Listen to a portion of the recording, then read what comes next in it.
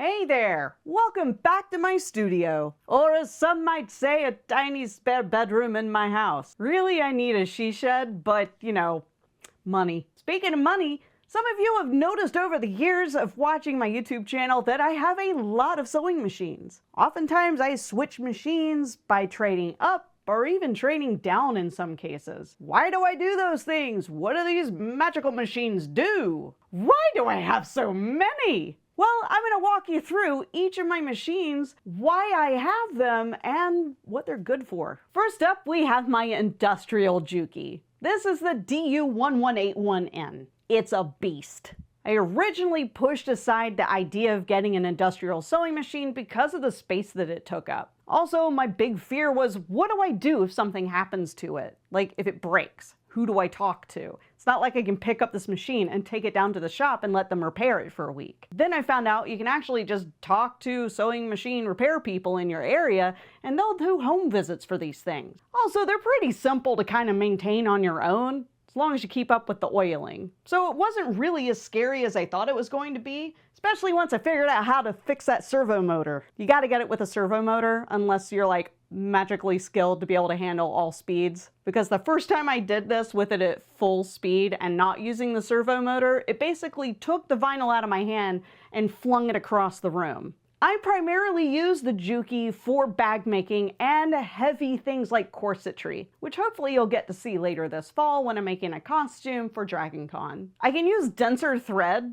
thicker stuff, basically above what a domestic machine can use. You know, like Tech 70, 80, 90, which honestly took me a while to figure out until I had my first backpack break. That was embarrassing. And also why I refused to make bags with cotton thread. Anywho, I think I've had her for about 5 years now and I have no regrets. It completely changed the way that I do bag making. Next, we have my Baby Lock Triumph. This is a serger, hence all of the thread. I used to be really scared of sergers. I actually started with a Husky Lock by Husqvarna. I'm leaving that. I don't care. I can't say the name. Viking. Anyway, I used to have a Husky Lock until I upgraded to the Baby Lock brand. And I had a lower tier version of this they don't even sell anymore. And up until about last year, that was fine. I was floating on air, loved it, literal air, because you can use like the air threading techniques with this. So it's like it self-threads this side of it. Then I got into doll making, or rather doll clothing sewing making. And I needed like a really small 5mm overlock. That's when I upgraded to the Triumph. I used my serger for knits, finishing woven edges, and up until a couple of weeks ago, I also used it to do a cover stitch, which if I was wearing a t-shirt, I could show you, but look at the hem of your t-shirt, that's a cover stitch. You can do a lot with these things, and I'm still pretty newbie with it. So I haven't done a lot of tutorials with serging in mind, purely out of a lack of confidence in teaching you anything. But it's really cool, and unfortunately I don't actually use this for bag making, but it's fantastic when I'm working on garments, whether they're doll-sized or human-sized. I'll just pop back over to this camera for this baby. Now for the third one, I actually, it's kind of funny how this happened, but I used to have the M7 Continental by Janome. And the problem I ran into with it wasn't that it was a bad machine, it's just I had gotten so accustomed to sewing in an industrial manner that I was put off by how slow the start and the stop would be for stitching. Also, it was kind of wasted on me. Let's be honest, I'm not really using all of the whiz-bang features of a machine like that, especially decorative stitches. Like, you only need so many. So I actually downgraded,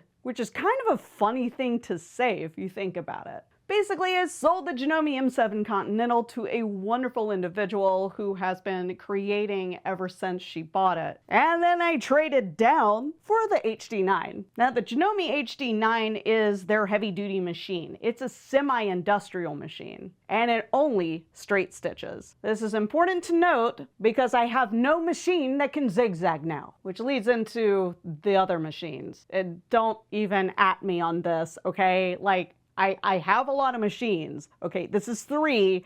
I have 2 that are off camera. Bet you never knew that. Okay, maybe technically 3 off camera if you count my daughter's baby lock. She has a sewing only baby lock, but she loves sewing, so it was worth it. Also, there was only so much whining and complaining about broken thread from a 12-year-old that I could suffer our first summer here in North Carolina, because she really had like this toy machine. But anyway, moving right along. So I primarily use the HD9 for quilting. Sorry, I hate quilting, but I use it for quilting. I use it for garment making, especially the doll clothes. You may have seen a few videos or live streams where I've done that. Can I use it for bags? Absolutely. Do I? No, why would I? I have the Juki sitting right there. So it's kind of situational. But in general, this machine can handle the lighter weight fabrics, whereas the Juki can't. For example, I would not put silk on the Juki. It would eat it for breakfast. The same would go for chiffon or satin, which is the devil's material. This one's got an all metal construction. Ow, that hurt. Maybe don't like slam your fist into a metal machine, because that's a stupid idea. Right. So that leads me into the other two that I mentioned are off camera. Just gonna like waddle over here and oh so casually wheel this out. So I actually went through and reorganized my room recently. Y'all never get to see the off-camera version of the room because that's probably a good thing. But it was piled up with all kinds of junk. And I was incapable of accessing my other machines. And recently, both of my kids have been interested in sewing doll clothes because they too are absolutely obsessed with smart dolls. See, it's not weird when your kids are doing it with you, right? Anyway, I casually mentioned that this is a straight stitch only machine. So guess what happens when you need to do something like, I don't know, sew and knit. And a very small knit with small details. And you can't exactly use the serger for it because it's just gonna wreck it. Well, I would need to have a lightning stitch, wouldn't I? So that I could do stretch fabrics. Or even just to zigzag my foam to fabric so that I don't have all of that foam in the seams. There's a whole video that I did on that. I'll try to remember to put the card. So that's what led me to buy the Bernette B38. Now, both of these machines are Bernette, which is considered to be a side brand to Bernina. At least I think that's how it's classified. They're priced very well, economically, and very consumer friendly, with the added bonus of them not being crappy machines like you would see with some that are sold in big box stores. I'm looking at you, Singer. So I landed on the B38 because it actually did have more stitches and the bigger throat area. But I didn't want to go any higher than that because I already had a big machine that could do basic sewing, and I also needed something to be portable. I was able to package this baby up with everything needed to run it and take it to the beach. So my daughter and I were able to sew doll clothes and I quilted at the beach. You have no idea how hard it was for me to do that. Like to quilt. Oh my God. Now, this machine here looks like another serger. It's not a serger. It's a cover stitch machine, which it can also do chain stitching. So I think it's either or, but it doesn't do overlocking. Big difference. That's what gives it the classification of a serger. I got this because I'm lazy. 100% lazy. Let me roll this back just a little bit and explain. The Baby Lock Triumph can convert from overlock to cover stitch mode. It's always pimped out to be something that's automatic. There's even a handy dandy switch right here on the front. What they don't tell you is it's just as convoluted and hot and mess as it is for all of the lower tier machines that they offer. It's not a switch. Spoiler alert, you still have to take out the needles and swap out the plates and drop all the settings and get everything kind of set in its right spot. Then you can cover stitch. So when I started doing doll clothes and I needed to do hems on knits, I prefer to do a cover stitch on those. It looks more professional. It's going to give me that nice crisp edge that I want underneath for a hem. Unfortunately, doll clothes don't follow the same construction order that you would see in adult clothing. Meaning sometimes things like the hem of a sleeve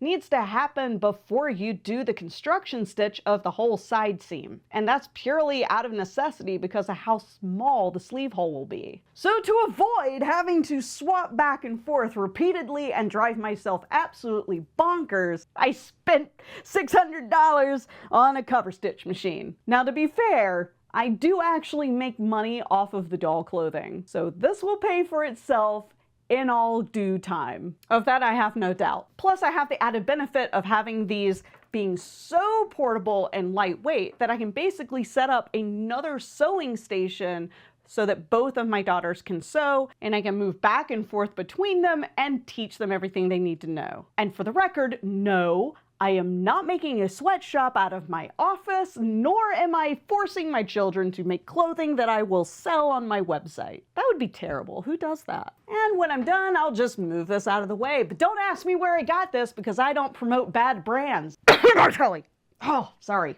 Bad cough. And last, but certainly not least, is my Ricoma Mt501. This is my 15 needle beast of an embroidery machine. It has completely morphed how I run my business and what my offerings are. Because outside of my business presence, my website, you probably don't realize that I actually cut deals with charities to try to help them produce items that incentivize people to do fundraising on their behalf. Most notably, I've worked with Starlight Children's Foundation, who will be doing Stream for Starlight in the month of September. Now, I haven't always had a standalone embroidery machine. I got into machine embroidery way back in 2003 when I had a Viking Rose. I was limited to 4 inches by 4 inches, and it was kind of a combo machine. You know those combo machines with like sewing and then you add the arm and suddenly it's embroidery. It wasn't actually until 2020 that I decided to get a standalone dedicated machine for embroidery. And I want to say I had the single needle dedicated embroidery machine for all of 30 days before I was like, no, please give me the 10.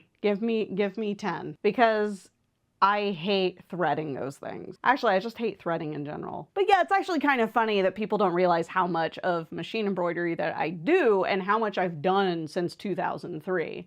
I've also digitized for myself since 2003. This doesn't mean that I don't occasionally purchase an embroidery design. It just means that I'm capable of doing my own digitizing in my own time and in my own way. I think the purpose of the embroidery machine kind of stands on its own. I do heavily use it for bag making, specifically for placing applique very accurately to give custom designs to flaps or other accents of a bag. And I've actually recently done a tutorial on that, so I'll try to remember to put the card up top. Oftentimes though, I find myself doing shirts and hats and towels and backpacks, like a lot of stuff. It really does open up your business. That's a completely different topic for a whole other day. So as you can tell, I have a lot of different machines with a lot of different purposes behind them. I also don't stick with one brand or another. There are brands that I will avoid. I think everybody to some extent has some PTSD against a brand, whether it's sewing or grocery shopping. Also, I won't eat at a Chipotle or a Chili's anymore. That's a different story for another video. In any case, feel free to leave comments down below the video and ask me any questions you have about my babies. Even the ones that are off camera now, because I just had to flex and show you how I roll them off camera. Thank you for tuning in. Bye.